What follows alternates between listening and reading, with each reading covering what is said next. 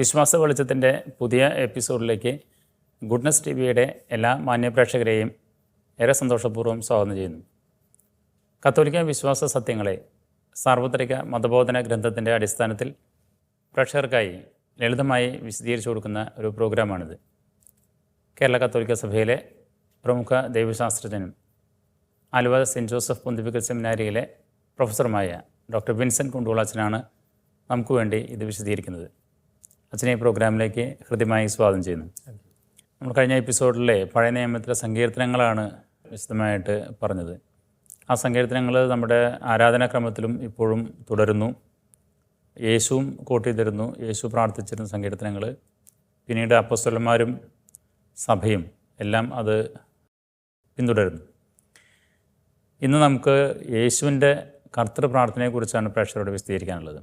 യോഹന്നാൻ തൻ്റെ ശിഷ്യന്മാരെ പഠിപ്പിച്ചതുപോലെ ഞങ്ങളെയും പഠിപ്പിക്കണമെന്ന് ശിഷ്യർ യേശുവിനോട് ആവശ്യപ്പെടുന്നു. യേശു നിങ്ങൾ പ്രാർത്ഥിക്കുമ്പോൾ ഇങ്ങനെ പ്രാർത്ഥിക്കുവിൻ എന്ന് പറഞ്ഞുകൊണ്ട് പറഞ്ഞു കൊടുത്ത പ്രാർത്ഥന ലോർഡ്സ് പ്രയർ എന്നത് അറിയപ്പെടുന്നു, അല്ലെങ്കിൽ അവർ ഫാദർ. അതിനെക്കുറിച്ചൊന്ന് വിശദീകരിക്കാം. നമുക്ക് കർത്താവ് ശിഷ്യന്മാരെ പ്രാർത്ഥിക്കാൻ പഠിപ്പിച്ചു എന്നുള്ളതിൻ്റെ ഒരു ഉദാഹരണം മാത്രമായിട്ട് നമ്മുടെ മുന്നിൽ അവശേഷിക്കുന്നതാണ് ഈ ലോർഡ്സ് പ്രയർ, കർത്തൃ പ്രാർത്ഥന എന്നൊക്കെ പറയുന്നത്. കർത്താവിൻ്റെ പ്രാർത്ഥന. വേറെയും പ്രാർത്ഥനകൾ ഉണ്ടായിരുന്നോ എന്ന് നമുക്ക് അറിഞ്ഞുകൂടാ, സുവിശേഷത്തിൽ രേഖപ്പെടുത്തപ്പെട്ടിട്ടില്ല. പക്ഷേ അവർ ഒരുമിച്ച് പ്രാർത്ഥിക്കാൻ പോയി എന്നുള്ള ഭാഗങ്ങൾ നമ്മൾ പലയിടത്തും കാണുന്നുണ്ട്. കർത്താവ് രാത്രിയായപ്പോൾ അവർ അങ്ങോട്ട് മാറി, അവൻ മലയിലേക്ക് പോയി, അങ്ങനെയൊക്കെയാണ് നമ്മൾ പലപ്പോഴും കാണാറ്.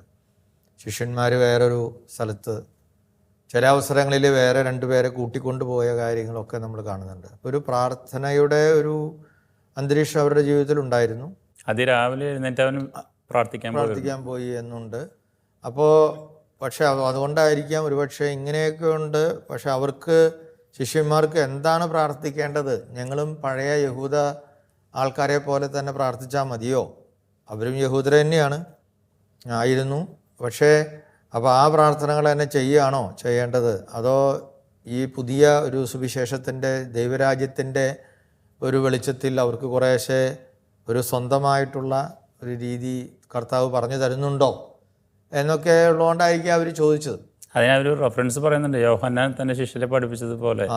അത് ഗുരുക്കന്മാരെന്നും അവരുടേതായ ചില കാര്യങ്ങൾ ശിഷ്യന്മാരെ പരിചയപ്പെടുത്തുകയും, കാരണം അതൊരു പ്രത്യേക പുതിയ ഒരു മൂവ്മെൻറ്റ്, ഒരു പുതിയ ഒരു സംഘടനയായിട്ട്, ഒരു പ്രസ്ഥാനമായിട്ട് രൂപം കൊള്ളുമ്പോൾ അതിനെല്ലായ്പ്പോഴും അത് സംഘടിപ്പിക്കുന്ന അല്ലെങ്കിൽ അത് സ്ഥാപിക്കുന്ന ആ വ്യക്തിയുടെ മനസ്സിലുള്ള കാരിസം എന്താണോ, ആ ദർശനം സഫലമാകുന്ന രീതിയിലുള്ള ഒരു കൈമാറ്റം ചെയ്യലുണ്ടാവും. അപ്പോൾ അതിൽ യേശു നമ്മൾ അവസാനം കാണുന്നുണ്ട്, നിങ്ങൾ എൻ്റെ ഓർമ്മയ്ക്കായി ഇത് ചെയ്യുവനെന്ന് പറഞ്ഞു വിശുദ്ധ കുർബാന. പിന്നെ നിങ്ങൾ എങ്ങനെയാണ് സമൂഹത്തിൽ പ്രവർത്തിക്കേണ്ടത് എന്നൊക്കെ അറിയാൻ വേണ്ടി കാല് കഴുകുന്ന യേശു.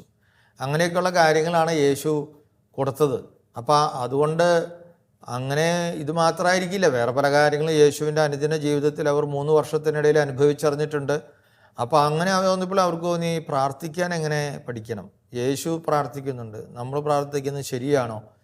അല്ലെങ്കിൽ അവർക്കും പ്രാർത്ഥനയ്ക്ക് ആഗ്രഹം വന്നു, അതുകൊണ്ടായിരിക്കും അങ്ങനെ ചോദിച്ചത്. പക്ഷെ എന്തായാലും അതിനെ ക്രിസ്തു നൽകിയ ഉത്തരത്തിൽ വലിയ ഒരു പുതിയ ദൈവരാജ്യത്തിൻ്റെ ഒരു വലിയ ദർശനം അതിൽ അടങ്ങിയിട്ടുണ്ട്. ഒന്നാമതായിട്ട് തന്നെ സ്വർഗസ്ഥനായ ഞങ്ങളുടെ പിതാവേ എന്ന് പറയുമ്പോൾ തന്നെ അത് അവരെ സംബന്ധിച്ചിടത്തോളം അതുവരെ ഉണ്ടായിരുന്ന ദൈവവീക്ഷണത്തെ അത് മുഴുവൻ മാറ്റിമറിക്കുന്നതായിരുന്നു. കാരണം ദൈവം അങ്ങ് അകലെ, നമ്മുടെ എന്നൊന്നും പറയാനായിട്ടുള്ള ഒരു ഉടമ്പടിയുടെ അങ്ങേയറ്റത്ത് നിൽക്കുന്ന വലിയ ഒരു രാജാവ് പോലെയായിരുന്നു അവർക്ക് ശിക്ഷിക്കുന്ന ദൈവം, അല്ലെങ്കിൽ യുദ്ധം ചെയ്യുന്ന ദൈവം, കോപിക്കുന്ന ദൈവം, പീഡകൾ അയക്കുന്ന ദൈവം. അങ്ങനെയൊക്കെയുള്ള ഒരു ദൈവത്തിൽ നിന്ന് പിതാവ്, സ്വർഗസ്ഥനായ ഞങ്ങളുടെ പിതാവ് എന്ന് പറയുമ്പോൾ അതിൽ യേശുവുണ്ട്, ഈ ജനം മുഴുവനുണ്ട്. ഞങ്ങൾ എന്ന് പറയുമ്പോൾ ഈ സമൂഹം മുഴുവൻ അതിൽ ഉൾപ്പെടുകയാണ്. ഈ പിതാവ് എന്നുള്ള ട്രാൻസ്ലേഷൻ തന്നെ എനിക്ക് തോന്നുന്നു ആ അരമേക്കിന്റെ കറക്റ്റ് വേർഷൻ വരുന്നില്ല.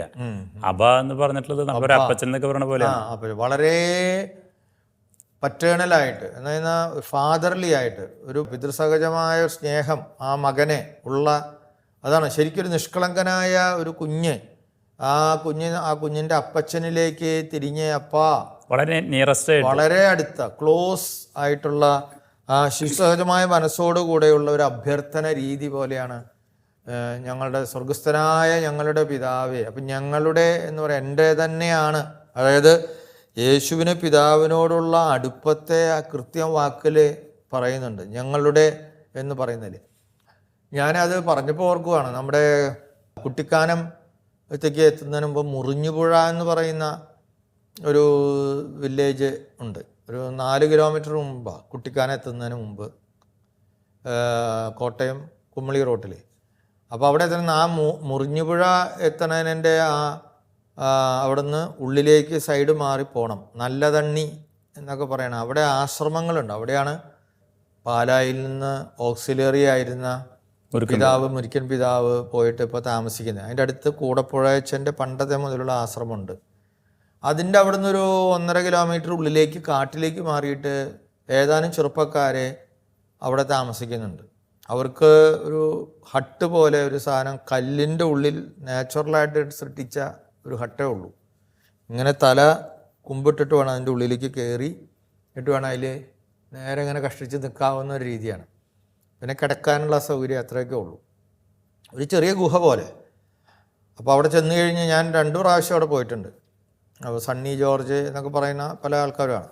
ഇപ്പോൾ കഴിഞ്ഞ പ്രാവശ്യം ചെന്നപ്പോൾ 2-3 ചെറുപ്പക്കാർ വേറെ പുതിയവർ, എല്ലാം ഹൈലി ക്വാളിഫൈഡ് ആയിട്ടുള്ള ചെറുപ്പക്കാരാണ്, എൻജിനീയേഴ്സും ഒക്കെ ആയിട്ടുള്ള ആൾക്കാരാണ്. അപ്പോൾ അവർ ഉച്ചയ്ക്ക് ഞാനും വേറെ അച്ഛനും കൂടി ചെന്ന് മഞ്ഞലാങ്കിലും കൂടി അങ്ങനെ കണ്ടപ്പോൾ എന്നെ പരിചയമുള്ള അവർക്ക്. അപ്പോൾ അതുകൊണ്ട് പിന്നെ ഞങ്ങൾ പലയിടത്തൊക്കെ വെച്ച് ബന്ധം പുതുക്കിയിട്ടുണ്ട്. അവരെക്കുറിച്ച് എഴുതിയിട്ടുണ്ട്, നല്ല തണ്ണിയിലെ തേനറകൾ എന്നൊക്കെ പറഞ്ഞ് പണ്ട്. അപ്പോൾ അവർ അങ്ങനെ ചോദിച്ചു, അച്ഛാ അതൊക്കെ കഴിഞ്ഞ് കഞ്ഞി കുടിക്കാം എന്ന് പറഞ്ഞപ്പോൾ അവർക്ക് കഞ്ഞിയാണ്. അപ്പോൾ നമുക്ക് അവിടെ പ്രത്യേകിച്ച് ഇരിക്കാൻ സ്ഥലമൊന്നുമില്ല, അവിടെ പാറയൊക്കെ ഉണ്ട് മണ്ണിൽ, അതും നമ്മൾ കയറി ഇരിക്കുക എന്നുള്ളതാണ്, വളരെ നാച്ചുറൽ. അപ്പോൾ അങ്ങനെ കഴിയുമ്പോൾ അതിന് മുമ്പ് പറഞ്ഞു നമുക്ക് പ്രാർത്ഥിച്ചിട്ട് കഞ്ഞി കുടിക്കാം എന്ന് പറഞ്ഞു. അങ്ങനെ പ്രാർത്ഥിക്കാൻ ഞങ്ങൾ ആ റൂമിൻ്റെ അടുത്തേക്ക് ചെന്ന് നിന്ന് പ്രാർത്ഥിച്ചു. അപ്പോൾ അവർ പ്രാർത്ഥിക്കുന്നത് സ്വർഗത്തിലും ഇരിക്കുന്ന ഞങ്ങളുടെ അപ്പായേ എന്നാണ് പറയുന്നത്. അത് കേട്ടപ്പോൾ തന്നെ നമ്മുടെ മനസ്സിൻ്റെ ഉള്ളിൽ എന്തോ ഒരു കിടിലമായിരുന്നു. ഞാനിതിനു മുമ്പ് അങ്ങനെ ആൾക്കാരെ അപ്പായേ അമ്മായേ എന്നൊക്കെ പറയണേ. അത് ചെറിയ കുഞ്ഞു പോലും 52, 54, 60 വയസ്സാവാറായ ആൾക്കാരാണ്. പക്ഷെ അവരുടെ നിഷ്കളങ്കമായ മനസ്സിൽ നിന്ന് അത്രമാത്രം സ്നേഹവും വാത്സല്യവും, നേരത്തെ സാറ് പറഞ്ഞ പോലെ യേശു ഈ പിതാവായ ദൈവത്തെ എന്ന് പറഞ്ഞപ്പോൾ, അപ്പോൾ ഇങ്ങനെയുള്ള ഒരു അവസ്ഥയിലേക്ക്, മാനസികമായ ഒരു പരിസരത്തിലേക്ക് ഒരു വ്യക്തി ഇറങ്ങിയിട്ട് വേണം ഈ സ്വർഗസ്ഥനായ ഞങ്ങളുടെ പിതാവേ എന്ന് ചെല്ലാൻ. അതെ, ഞാനും ഈ എന്നെ സൃഷ്ടിച്ച ഈ ദൈവവും എൻ്റെ ഉള്ളിൽ അന്തർരാമിയായിട്ട് വസിക്കുന്ന ഈ ദൈവം, എന്നെ നിരന്തരമായി പരിപാലിക്കുന്ന ഈ ദൈവം, എന്നെക്കുറിച്ച് എല്ലാം അറിയുന്ന ദൈവം, എന്നെ എൻ്റെ പരിമിതികൾക്ക് അപ്പുറത്ത് സ്നേഹിക്കുന്നൊരു ദൈവം, എൻ്റെ തെറ്റുകളെ അവഗണിക്കുന്നൊരു ദൈവം, ഇങ്ങനെയുള്ള എല്ലാ കാര്യവും എന്നാൽ എൻ്റെ എല്ലാമായ അവൻ്റെ അസ്തിത്വത്തിൽ തന്നെ അങ്ങനെയുള്ള ഒരു മനോവിചാരത്തിലേക്കും ധ്യാനത്തിലേക്കും കടന്നു ചെന്നിട്ട് സ്വർഗസ്ഥനായ ഞങ്ങളുടെ പിതാവേ എന്ന് പറയുക, അതാണ് യേശു ചെയ്തത്. അത് നമുക്ക് എല്ലാവർക്കും അവകാശപ്പെട്ടതാണ്. അത് ഏതെങ്കിലും ഒരു മതത്തിന് മാത്രമുള്ള ആളുകൾക്കായിട്ട് മാത്രം അവൻ അത് മാറ്റിവെച്ചിട്ടില്ല. അല്ലെങ്കിൽ യേശു തൻ്റെ പിതാവിനെ എല്ലാവർക്കും വിധിച്ചു കൊടുക്കരുത്. എല്ലാവർക്കും പിതാവിന് സ്വന്തമായിട്ട് അവൻ പറയുക, എൻ്റെ സ്വർഗസ്ഥനായ എൻ്റെ പിതാവേ എന്നൊന്നും അല്ല ആൾ പറയുന്നത്. The father, god father is the right of every man. അതിനെല്ലാവരും അവൻ്റെ ഛായയിലും സാദൃശ്യത്തിലും സൃഷ്ടിക്കപ്പെട്ടതാണ്. അപ്പോൾ ഈ സ്വർഗസ്ഥനായ ഞങ്ങളുടെ പിതാവേ എന്ന് ഉള്ള പ്രാർത്ഥനയ്ക്ക് തന്നെ വലിയ ആ വാക്കിന് തന്നെ വിളിക്കുക തന്നെ, അതാണ് അതിൽ ഒന്നാമത്തെ കാര്യം. എന്നിട്ട് പിന്നെ പറയണത് അങ്ങയുടെ നാമം പൂജിതമാകണമേ, രണ്ടാമത്തെ വരിയായിട്ട് വരുന്നത്. അപ്പോൾ അത് എന്താണ്? എല്ലാ ജനതകളുടെ ഇടയിലും അങ്ങ് അറിയപ്പെടണം, അങ്ങ് യഥാർത്ഥ ദൈവമാണ്, അങ്ങ് സ്നേഹമാണ്, അങ്ങ് പിതാവാണ്, പേടിപ്പിക്കുന്നവനല്ല എന്ന് ലോകത്തിലെ എല്ലാ വാസികളും അറിയപ്പെടണം എന്നുള്ള, അതുകൊണ്ട് അങ്ങയുടെ നാമം വാഴ്ത്തപ്പെടട്ടെ. അങ്ങയുടെ നാമം ഒരു ആദരവിന്, ബഹുമാനത്തിന്, ആരാധനയ്ക്ക് അർഹമായ പൂജിതമായ ഒരു നാമമാണ്. എന്ന് പറഞ്ഞാൽ അങ്ങയുടെ നാമവും അങ്ങും ഒന്ന് തന്നെയാണ്. ഞാൻ ദൈവം എന്ന് പറയുമ്പോൾ അത് ദൈവം തന്നെയാണ്, അല്ലാതെ അതൊരു വേറെ ദൈവത്തിൻ്റെ ഒരു പേരല്ല. അപ്പോൾ അങ്ങനെ ഒരു അർത്ഥം കൂടിയുണ്ട്. മാത്രമല്ല അതിനെക്കുറിച്ച് ബൈബിൾ പണ്ഡിതർ പറയുന്നത്, ഈ സ്വർഗത്തിൽ ചെല്ലുമ്പോൾ അല്ലെങ്കിൽ സ്വർഗം എന്ന് പറയുന്ന അവസ്ഥ, ദൈവത്തോടു കൂടെ ആയിരിക്കുന്ന ആ അവസ്ഥയിൽ സ്വർഗവാസികൾ പരിശുദ്ധൻ പരിശുദ്ധൻ പരിശുദ്ധൻ എന്ന് പറഞ്ഞ് മഹത്വപ്പെടുത്തുകയാണ് ചെയ്യുന്നത്. അപ്പോൾ ആ പ്രാർത്ഥനയിൽ നമ്മളും പങ്കുചേരാൻ കർത്താവ് ക്ഷണിക്കുകയാണ്. വാസ്തവത്തിൽ സ്വർഗസ്ഥനായ ഞങ്ങളുടെ പിതാവേ, അങ്ങയുടെ നാമം പൂജിതമാകണമേ എന്ന് പറയുമ്പോൾ നമ്മൾ സ്വർഗവാസികളോടൊപ്പം പിതാവായ ദൈവത്തെ ആരാധിക്കുന്ന ആ അനുഭവത്തിലേക്ക് ഒരു ഭക്തൻ, ഒരു വ്യക്തി വന്നു ചേരണമെന്നാണ് അതിന്. അപ്പോൾ അതിൽ ആദ്യത്തെ 2 വരി തന്നെ ശരിക്കും പറഞ്ഞാൽ ധ്യാനിച്ചു കഴിഞ്ഞാൽ നമുക്ക് പിന്നെ മുന്നോട്ട് പോകാൻ പറ്റുമെന്ന് തോന്നുന്നില്ല. അതെ, അപ്പോൾ ഈ അങ്ങയുടെ നാമം പൂജിതമാകണമെന്ന് പറയുമ്പോൾ ഈ പ്രാർത്ഥിക്കുന്നവൻ്റെ നാമം പൂജിതമാക്കാനുള്ള ശ്രമം അവൻ്റെ ഭാഗത്ത് ഉണ്ടാവണം. അതെ, അതായത് എന്ന് പറഞ്ഞു കഴിഞ്ഞാൽ അവൻ ദൈവത്തിൻ്റെ നാമം പൂജിതമാകാനായിട്ട് ഇവൻ പരിശ്രമിക്കണം, ആ രീതിയിൽ ജീവിക്കണം. ഇവനിലും നന്മ നിറയണല്ലോ, നിറഞ്ഞാലേ അത് വരുള്ളൂ. then only he will be glorified, qualified to call God. ആ ചെയ്യാൻ പറ്റുള്ളൂ. അപ്പോൾ പിതാവേ എന്ന് വിളിക്കണമെങ്കിൽ ആ പിതാവിനെ എൻ്റെ ഒരു മകൻ എന്ന രീതിയിൽ, മകൾ എന്ന രീതിയിലുള്ള ഒരു അടുപ്പത്തിൽ എത്തണം. ആ തരത്തിലുള്ളൊരു മാനസികമായ അവസ്ഥയും അതുപോലുള്ള ഒരു ജീവിതവും എനിക്കുണ്ടെങ്കിൽ മാത്രമേ അത് പറയാൻ പറ്റുള്ളൂ. അല്ലെങ്കിൽ നമുക്കൊരാളെ കയറി അപ്പ എന്ന് വിളിക്കാൻ പറ്റില്ലല്ലോ. വഴി പോണ ആൾക്കാരെ മുഴുവൻ അപ്പ എന്ന് നമ്മൾ ആരും വിളിക്കാറില്ല. നമ്മുടെ ആ ഒരു സ്വന്തമാണെങ്കിൽ മാത്രമേ. അപ്പം അത് പറയാനുള്ള ഒരു സ്വാതന്ത്ര്യത്തിലേക്ക് ഓരോ വ്യക്തിയും വരണമെങ്കിൽ അതിനനുസരിച്ചുള്ള ഒരു ജീവിതത്തിന്റെ. അങ്ങനെ പിതാവിനെ വിളിക്കുമ്പോൾ പിതാവ് ആലോചിക്കും, നീ എൻ്റെ മോൻ തന്നെയാണോ, എനിക്ക് ആ ചായ ഇല്ല ഇപ്പോഴും. അതെ അതെ, ആര് പറഞ്ഞു എന്നൊക്കെ ചോദിച്ചു കഴിഞ്ഞാൽ പുലിവാലായി. ഇപ്പം ഞാൻ ഓർക്കുവാണ്, പണ്ടൊരു ഇടയ ചെറുക്കൻ ഇങ്ങനെ ഈ ആടുകളെ മേയ്ക്കണ അങ്ങനെ പോകണ ഒരു ചെറുക്കൻ ഒരു സ്ഥലത്ത്, ഒരു മലയിൽ ഇങ്ങനെ ആടുകളൊക്കെ മേയിച്ചുകൊണ്ട് ഒരുത്തനൊരു സ്ഥലത്ത് ഇരുന്ന്, അവനൊരു നാടൻ ഗ്രാമത്തിലെ ഒരു പയ്യൻ, അവനിങ്ങനെ ഇരുന്ന് ഇടയ്ക്ക് സ്വർഗസ്ഥനായ ഞങ്ങളുടെ പിതാവേ, ഞാൻ അങ്ങനെ ഒരു സംഭവം കേട്ടിട്ടുണ്ട്. അപ്പോൾ അത് കേട്ട് ആ വഴിയുടെ യാത്ര ചെയ്യുന്ന ഒരാൾ നോക്കുമ്പോൾ ഈ ചെറുക്കനെ എന്നും ഇങ്ങനെ എപ്പോഴും പറയണത് ഇത്രയേ ഉള്ളൂ, സ്വർഗസ്ഥനായ ഞങ്ങളുടെ പിതാവേ. അവനെ ബാക്കി ചെല്ലാൻ കിട്ടാണ്ടായിരിക്കുമോ എന്ന് വിചാരിച്ച് ഒരു ദിവസം ആ ചെറുക്കനോട് ചോദിച്ചു, മോനെ, നിനക്ക് ഈ സ്വർഗസ്ഥനായ ഇതുവരെ നീ പഠിച്ചിട്ടില്ലേ? നീ ഇപ്പോൾ ഈ സ്വർഗസ്ഥനായ എന്ന് പറഞ്ഞിരിക്കുകയാണല്ലോ, സ്വർഗസ്ഥനായ ഞങ്ങളുടെ പിതാവേ അങ്ങയുടെ നാമം എന്ന് പറഞ്ഞാൽ അതന്നെ പറയാൻ പറ്റില്ല, പിന്നെ ബാക്കിൽ അതൊക്കെ അറിയാൻ ചേട്ടാ. പക്ഷെ എന്താണെന്ന് വെച്ച് കഴിഞ്ഞാലേ, ഞാൻ ഈ സ്വർഗസ്ഥനായ ഞങ്ങളുടെ പിതാവേ എന്ന് പറയുമ്പോൾ ഞാൻ എൻ്റെ അപ്പച്ചനെ ഓർക്കും. അപ്പം എൻ്റെ അപ്പച്ചൻ എത്ര നല്ലതാ. ഞാൻ ആടിനെ മേയ്ക്കാൻ പോകണം, അപ്പച്ചൻ പശുവിനെ നോക്കണു, പാടത്ത് പണിയണു, കൃഷി ചെയ്യണു.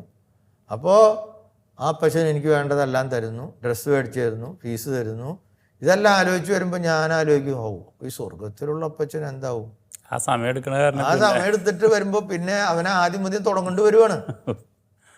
അതിലിച്ചിരി ആ സംഭവത്തിൽ എക്സാജറേഷൻ കണ്ടേക്കാം ഞാൻ വിചാരിക്കണു.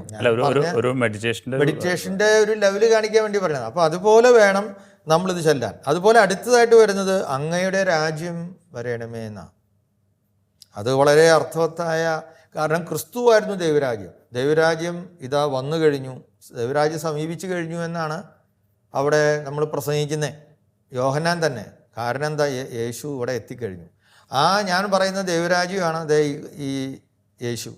അപ്പോൾ ദൈവരാജ്യം നിങ്ങളുടെ ഇടയിലുണ്ട്, അത് ഞാൻ തന്നെയാകുന്നു എന്ന് യേശു പിന്നീട് പറയുന്നുണ്ട് യോഹന്നാൻ്റെ സുവിശേഷത്തിൽ. അപ്പോൾ അവനിലൂടെ ദൈവരാജ്യം ഇവിടെ സമീകൃതമായി കഴിഞ്ഞു. പക്ഷേ ഇവിടെ ഇനാഗുറേറ്റ് ചെയ്യപ്പെട്ട, ഇവിടെ ക്രിസ്തുവിലൂടെ തുടങ്ങി വെച്ച ആ ദൈവരാജ്യം ഇനിയും വരാനുണ്ട് ഈ ലോകത്തിൽ എല്ലായിടത്തും. എന്ന് വെച്ച് കഴിഞ്ഞാൽ അതിൻ്റെ അർത്ഥം ചില ആൾക്കാരെ വിചാരിക്കുന്ന ക്രിസ്ത്യാനികളുടെ രാജ്യം ഈ ലോകം മുഴുവൻ ഉണ്ടാവണമെന്ന്. അതൊന്നുമല്ല അതിൻ്റെ അർത്ഥം.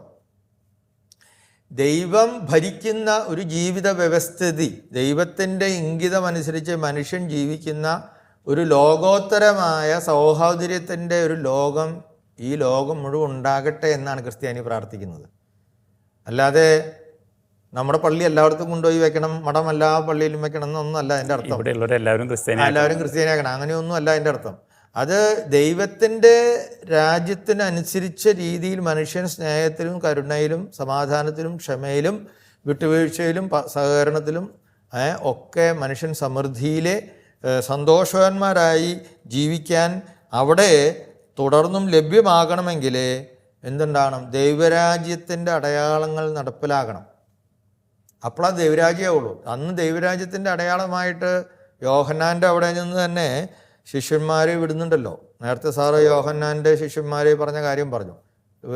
യോഹന്നാൻ്റെ ശിഷ്യന്മാരെ പഠിപ്പിച്ചതുപോലെ ഞങ്ങളെയും പഠിപ്പിക്കാം. അതുപോലെ യോഹന്നാൻ്റെ അവൻ്റെ ശിഷ്യന്മാരെ പറഞ്ഞു വിടുന്നുണ്ട് യേശുവിൻ്റെ അടുത്തേക്ക്. നിങ്ങൾ തന്നെ പോയി അവനോട് ചോദിക്കുക, നിങ്ങൾക്ക് ഉറപ്പ് വരുന്നില്ലെങ്കിൽ. അപ്പോൾ അങ്ങനെ വന്നു കഴിയുമ്പോൾ കർത്താവ് അവരോട് പറയുന്നത്, ഞാൻ ആണോ കാത്തിരുന്നവൻ എന്ന് അറിയാനായിട്ട് പ്രത്യേകിച്ചൊന്നും പറയുന്നില്ല. 6 കാര്യങ്ങളാണ് പറയുന്നത്. എന്താണ്? ഇവിടെ നിങ്ങളിവിടെ കാണുന്നതും അനുഭവിച്ചതൊക്കെ പോയി പറയാം. അന്ധന്മാർ കാണുന്നു, മുടന്തന്മാർ നടക്കുന്നു, കുഷ്ഠരോഗികൾ ശുദ്ധിയാക്കപ്പെടുന്നു, ബധിരർ കേൾക്കുന്നു, മരിച്ചവർ ഉയർക്കുന്നു, ദരിദ്രർക്ക് സുവിശേഷം ലഭിക്കുന്നു. ഇത് പോയി പറഞ്ഞാൽ മതി അവിടെ. ഇത് പോയി അവനോട് പറഞ്ഞാൽ അവനെ മനസ്സിലാവും എന്ന് പറഞ്ഞാൽ ദൈവരാജ്യം വരുമ്പോൾ ഇതൊക്കെ നടക്കും. എന്നൊക്കെ നടക്കും എന്ന് പറഞ്ഞാൽ അതിൻ്റെ അർത്ഥം എന്താണ്? ദൈവരാജ്യ തുല്യമായിട്ട് ജീവിക്കുന്ന ഒരു രാജ്യത്ത് അന്ധരായ മനുഷ്യരുണ്ടാവില്ല. കാരണം അവന് കാഴ്ചയുണ്ട്. അവർക്ക് എല്ലാവരും കാഴ്ചയുള്ളവരായിരിക്കും. കാഴ്ചയുള്ളവരായിരിക്കും കണ്ണിൻ്റെ കാഴ്ച മാത്രമല്ല, മനസ്സിൻ്റെ കാഴ്ച. അതുപോലെ മുടന്തായിട്ട് ജീവിക്കുന്ന ആളുകൾ ഉണ്ടാവില്ല, നേരെ നിൽക്കാൻ കഴിയുന്ന ആളുകളായിരിക്കും. ആത്മാഭിമാനമുള്ള ആളുകൾ ജീവിക്കും. അതുപോലെ തരം അശുദ്ധരാക്കപ്പെടുന്ന, അങ്ങനെ മാറ്റി നിർത്തപ്പെടുന്ന, അരികുവൽക്കരിക്കപ്പെടുന്ന, ഒഴിവാക്കപ്പെടുന്ന, മർദ്ദിക്കപ്പെടുന്ന അങ്ങനൊരു സമൂഹം ഉണ്ടാവില്ല. എല്ലാവരും ശുദ്ധരായിരിക്കും. അതുപോലെ തന്നെ കേൾക്കാൻ കഴിവുള്ളവരാണ് എല്ലാവരും, കേൾവിശക്തിയുള്ളവരാണ്. ബധിരർ, അവരെല്ലാം കേൾക്കുന്നു. അതുപോലെ എല്ലാവരും ഉത്തിതരായ മനുഷ്യരെ പോലെ ജീവിക്കുന്നു. അധമമായിട്ട് ജീവിക്കാതെ അടിമത്തത്തിൽപ്പെട്ട, പാപത്തിന് അടിമപ്പെട്ട, സ്വാർത്ഥതയ്ക്ക് അടിമപ്പെട്ട ആളുകളായിട്ട് ജീവിക്കാതെ ജീവിക്കുന്നു. ദരിദ്രർക്ക് അവിടെ പ്രയോറിറ്റി, 1-ാം സ്ഥാനം കിട്ടുന്നു. അങ്ങയുടെ രാജ്യം വരണമേ, അങ്ങയുടെ തിരുമനസ്സ് സ്വർഗത്തിലെ പോലെ ഭൂമിയിലുമാകണമേ. അപ്പോൾ ഈ ദൈവത്തിൻ്റെ മനസ്സ് സ്വർഗത്തിലും പോലെ ഭൂമിയിലും ആകണം എന്ന് പറഞ്ഞാൽ അവിടെ ഇത് പ്രാർത്ഥിക്കുന്ന ആളുടെ ഉത്തരവാദിത്വമാണ് ഈ ദൈവരാജ്യം വരുത്തുക എന്നുള്ളതും അവിടുത്തെ തിരുമനസ്സ് പോലെ ഈ ലോകം ആയിത്തീരാനായിട്ട് അവൻ പരിശ്രമിക്കണം. അപ്പം നമ്മൾ ഈ സ്വർഗസ്ഥനായ ഞങ്ങൾ പിതാവേ, അങ്ങയുടെ നാമം പൂജിതമാകണമേ, അങ്ങയുടെ രാജ്യം വരണമേ, അങ്ങയുടെ തിരുമനസ്സ് സ്വർഗത്തിലെ പോലെ ഭൂമിയിലും ആകണമേ എന്ന് പ്രാർത്ഥിക്കുമ്പോൾ വേറെ ആരോ ചെയ്ത് തീർക്കേണ്ട ഒരു കാര്യം ഞാനത് ഡിക്ലെയർ ചെയ്യണ പോലെയാണ്. അല്ല, അത് ഞാൻ ചെല്ലുമ്പോൾ ഞാനൊരു ഉത്തരവാദിത്വം ഏറ്റെടുക്കുകയാണ്. ഒരു ദൈവത്തിൻ്റെ വിളി ഞാൻ സ്വയം സമ്മതിക്കുകയാണ്. ഓരോ പ്രാവശ്യം സ്വർഗസ്ഥനായ ചെല്ലുമ്പോൾ ഞാൻ പറയുന്നത്, എന്നോട് തന്നെ പറയുന്നത്, ദൈവമേ, അങ്ങയുടെ മകനെ പോലെ, അങ്ങയുടെ തിരുവിഷ്ടം പോലെ ഞാൻ ഈ ലോകത്ത് ജീവിച്ച് ഇവിടെ എല്ലാവർക്കും അങ്ങയുടെ ദൈവരാജ്യത്തിൻ്റെതായ സന്തോഷവും സമാധാനവും തുല്യതയും എല്ലാ സ്വാതന്ത്ര്യവും ഞാനിതാ ഇവിടെ നടപ്പിലാക്കാൻ പരിശ്രമിക്കും. അങ്ങയുടെ ഒരു ഉപകരണമായിട്ട് ഞാൻ ദൈവരാജ്യത്തിൻ്റെ സാക്ഷിയായി തീരുന്നതാണ് എൻ്റെ അർത്ഥം. അവനവൻ വ്യാപരിക്കുന്നിടത്ത് ദൈവരാജ്യം മറ്റുള്ളവർക്ക് അനുഭവവേദ്യമാകണം ആക്കാനുള്ള ഒരു അഭ്യർത്ഥന, അതിനുള്ള ശക്തി അയച്ചുകൊണ്ടാണ്, അതിനുള്ള തീരുമാനം അറിയിച്ചുകൊണ്ടാണ് ആ പ്രാർത്ഥന. അല്ലാതെ നമ്മളേതാണ്ട് ഇങ്ങനെ കാച്ചി വിടുവാണ് ഈ സാധനം. ഏതോ പരിഹാരമൊക്കെ ചെല്ലുമ്പോൾ നമുക്ക് പലപ്പോഴും പറയാറില്ലേ, കുമ്പസാരത്തിന് 3 സ്വർഗസ്ഥനായി 3 അപ്പോൾ ആ വെച്ച് ഇങ്ങനെ ക്ലാസ് സ്പീഡിൽ ടിക്ടക്കിൻ്റെ 3 അടിച്ച് വിട്ടിട്ട് നമ്മൾ പരിപാടി കഴിഞ്ഞ് പോവുകയാണ്. വാസ്തവത്തിൽ അതല്ല അതുകൊണ്ട് ഉദ്ദേശിക്കുന്നത്. അത്രയും വലിയൊരു ഉത്തരവാദിത്വം ഞാൻ ഇനി എടുത്തുകൊള്ളാം എന്ന് ഏറ്റു പറയുന്നതാണ്. അതുപോലെ എൻ്റെ മറുപടിയിലും അന്നൊന്നും വേണ്ട ആഹാരം, ബ്രെഡ് എന്ന് പറയുന്നത് ദൈവത്തിൻ്റെ ബ്ലെസ്സിങ് ആയിട്ടാണ് പഴയ നിയമത്തിൽ അറിയപ്പെട്ടിരുന്നത്. എല്ലാ രീതിയിലുള്ള ബ്ലെസ്സിങ്ങും അതിൽ വരും. ശാരീരികമായ അപ്പം മാത്രമല്ല, മനസ്സും ആത്മീയവുമായ മനുഷ്യന് ജീവിക്കാൻ ആവശ്യമായ എല്ലാം കൊടുക്കുന്നതിന് ബ്രെഡ് എന്നുള്ള സിമ്പിൾ ഉപയോഗിക്കുകയാണ് കർത്താവ്. അപ്പോൾ അന്നു വേണ്ട ആഹാരം എന്ന് പറഞ്ഞാൽ നമ്മൾ പെട്ടെന്ന് വിചാരിക്കണം എല്ലാ ദിവസവും ഭക്ഷണം കിട്ടണമെന്ന് മാത്രമാണ്. അതുമാത്രമല്ല, അതിൽ പെടുന്നുണ്ട്. അത് എല്ലാവർക്കും ആഹാരം കിട്ടാനും കൂടി ഞാൻ പ്രവർത്തിച്ചോളാമെന്നും അതിൽ പറയുന്നുണ്ട് തീർച്ചയായിട്ടും. പക്ഷെ അതിൻ്റെ അപ്പുറത്ത് ദൈവത്തിൻ്റെ കൃപ, ദാനങ്ങൾ, എല്ലാ രീതിയിലുള്ള ഐശ്വര്യം, സമൃദ്ധി മുഴുവൻ അതിൽ ഉൾപ്പെടുന്നുണ്ട്. അതുപോലെ കടക്കാരോട് ക്ഷമയും, ഞങ്ങളുടെ കടക്കാരോട് ഞങ്ങൾ ക്ഷമിക്കുന്നത് പോലെ ഞങ്ങളുടെ കടങ്ങൾ ഞങ്ങളോടും ക്ഷമിക്കണമേ. അതൊരു കോൺട്രാക്റ്റ് പോലെ പറയുന്നത്. അത് ഇങ്ങനെ ഉണ്ടെങ്കിൽ അതിന് മറ്റേ കണ്ടീഷനാണ്, ഉപാധിയുണ്ട്. അപ്പോൾ അവിടെ പറയുന്നത് എന്താ? ദൈവം വസിക്കുന്ന ഒരു ലോകത്ത്, ദൈവത്തിൻ്റെ രാജ്യം നടപ്പിലാകുന്ന, തിരുമനസ് നടപ്പിലാകുന്ന ഒരു ലോകത്ത് പരസ്പര സ്പർദ്ധ ഉണ്ടാവില്ല. അയൽക്കാരനുമായിട്ട് നല്ല ബന്ധം ഉണ്ടെങ്കിൽ മാത്രമേ ദൈവരാജ്യമുള്ളൂ. അപ്പോൾ നമ്മൾ ദൈവത്തെ മാത്രം വിളിച്ച് ഒരു മതക്കാരനോ ഒരു റീത്തുകാരനോ ഒരു രൂപതക്കാരനോ ഇങ്ങനെ ദൈവത്തോട് മാത്രം ഇങ്ങനെ ബന്ധപ്പെടാൻ പറ്റില്ല.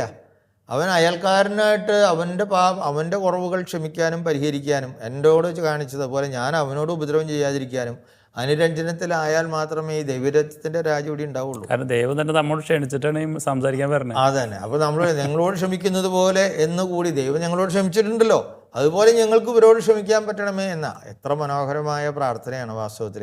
അപ്പോൾ അത് പാപത്തിൻ്റെ സാധ്യതകളിൽ നിന്ന് ഞങ്ങൾക്ക് പൂർണ്ണ വിമോചനം ലഭിക്കണം. ഫൊർഗിവ്നെസ്, ക്ഷമിക്കപ്പെട്ട അനുഭവത്തോടുകൂടെ, പരാതികളില്ലാത്ത, മറ്റുള്ളവരുടെ പരിഭവങ്ങളില്ലാതെ സഹോദരനുമായി കൈകോർത്ത് നിന്നുകൊണ്ട് ഒരുമിച്ച് പിതാവായ ദൈവമേ എന്ന് വിളിക്കാനും ദൈവത്തെ സ്തുതിക്കാനും അതിനുവെച്ചാൽ സഹവസിക്കാനായിട്ട് നമ്മൾ പഠിക്കണം.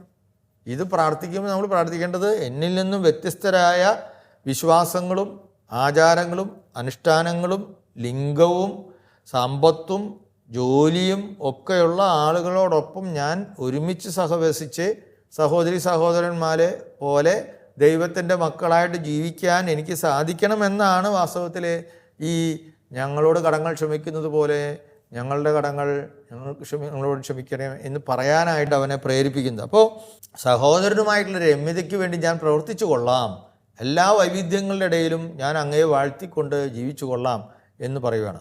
അതുപോലെ അവസാനമായിട്ട് പറയണം, തിന്മയിൽ നിന്ന് ഞങ്ങളെ രക്ഷിക്കണമേ. ആ പ്രാർത്ഥനയുടെ വളരെ ചെറിയ പ്രാർത്ഥന, 6 വാചകങ്ങളേ ഉള്ളൂ. തിന്മയെ ചെറുത്ത് നിൽക്കാനുള്ള വരം. കാരണം എൻ്റെ അധമ ശക്തികൾ എൻ്റെ ശരീരത്തിലും എൻ്റെ മനസ്സിലും എൻ്റെ ആത്മാവിലും ഒക്കെ എന്നെ പുറകോട്ട് പിടിച്ചു വലിക്കുന്ന കുറേ ലോകത്തിൻ്റെ ലൗകായികമായ സ്വാധീനങ്ങൾ, സ്വാർത്ഥതയുണ്ട്, ഞാൻ എന്ന ഭാവമുണ്ട്, എൻ്റെ ഈഗോ ഉണ്ട്, എൻ്റെ എന്ന് പറയുന്ന ഒരുപാട് സാധനങ്ങളുണ്ട്. അതിൽ നിന്നെല്ലാം എനിക്ക് അതിജീവിച്ചുകൊണ്ട് ജീവിക്കാനുള്ള ഒരു കഴിവ് വേണം. അതുപോലെ തന്നെ തിന്മയുടെ വലിയൊരു രൂപമാണ് മതപീഡനം, അടിച്ചമർത്തൽ. അപ്പം അങ്ങനെയുള്ള അടിസ്ഥാനപരമായ വിശ്വാസ പരീക്ഷണങ്ങളും നമ്മുടെ ജീവിതത്തിൽ നമ്മൾ നേരിടേണ്ടതായിട്ട് വരും. ഇങ്ങനെയുള്ള സന്ദർഭങ്ങളിൽ ഇടറാതെ ശക്തി ലഭിക്കാനും അതുപോലെ ഈ ദൈവം സ്നേഹമാണ്, ദൈവത്തിൻ്റെ പിതാവാണ്, ആ പിതാവിൻ്റെ മക്കളാണ് നാം എന്നുള്ള ഒരു കാഴ്ചപ്പാടോടുകൂടെ ജീവിക്കുന്നതിന് വിരുദ്ധമായിട്ട് എന്നെ ആരൊക്കെ പ്രലോഭിപ്പിക്കുന്നുണ്ടോ അങ്ങനെയുള്ള എല്ലാ തിന്മകളിൽ നിന്നും വിടുതൽ പ്രാപിച്ച് ദൈവരാജ്യത്തിൻ്റെ വേണ്ടി പ്രവർത്തിക്കാൻ തയ്യാറാകുന്ന ഒരു രീതി എൻ്റെ ജീവിതത്തിൻ്റെ കൈവരണമേ എന്നാണ് ഈ പ്രാർത്ഥന. അങ്ങനെ നമ്മൾ ചിന്തിക്കുമ്പോൾ ഈ കർത്തൃ പ്രാർത്ഥന നമ്മൾ വിചാരിക്കുന്ന പോലെ കർത്താവ് മോനെ ഈ 6 അങ്ങനെ ചൊല്ലിക്കോ എന്ന് പറഞ്ഞ സാധനമൊന്നുമല്ല. ഇത് ശരിക്ക് ദൈവരാജ്യ സുവിശേഷ പ്രഘോഷണത്തിന് ഞാൻ കൊടുക്കേണ്ട വിലയെക്കുറിച്ച് എന്നെ ഓർമ്മപ്പെടുത്തുകയും അതിനുവേണ്ടി ഞാൻ എന്തുമാത്രം പ്രവർത്തിക്കുന്നുണ്ടെന്ന് ആത്മപരിശോധന ചെയ്യുകയും അതിനുവേണ്ടി യജ്ഞിക്കാൻ തയ്യാറെടുക്കുകയും ചെയ്യുന്ന ഒരു പ്രാർത്ഥനയാണ്. കർത്തൃ പ്രാർത്ഥനയെക്കുറിച്ച് വളരെ വിശദമായിട്ട് അച്ഛൻ പ്രേക്ഷകരോട് വിശദീകരിച്ചു. സുവിശേഷത്തിൻ്റെ ഒരു ആകത്തുകയാണ് കർത്തൃ പ്രാർത്ഥന എന്ന് സഭാപിതാക്കന്മാർ പറഞ്ഞിട്ടുണ്ട്. ഈ എപ്പിസോഡിലെ കർത്തൃ പ്രാർത്ഥനയെക്കുറിച്ച് പ്രേക്ഷകർക്ക് വിശദീകരിച്ചതിന് നന്ദി പറയുന്നു. Thank you. കർത്തൃ പ്രാർത്ഥന, ലോർഡ്സ് പ്രയർ, യേശു ശിഷ്യന്മാരെ പഠിപ്പിച്ച പ്രാർത്ഥന നമ്മൾ ഒരു ദിവസത്തിൽ പലതവണ ഏറ്റുചൊല്ലുന്ന പ്രാർത്ഥനയെക്കുറിച്ച് അച്ഛൻ വിശദീകരിച്ചത് കണ്ട എല്ലാ പ്രേക്ഷകർക്കും നന്ദി പറയുന്നു. നന്ദി, നമസ്കാരം.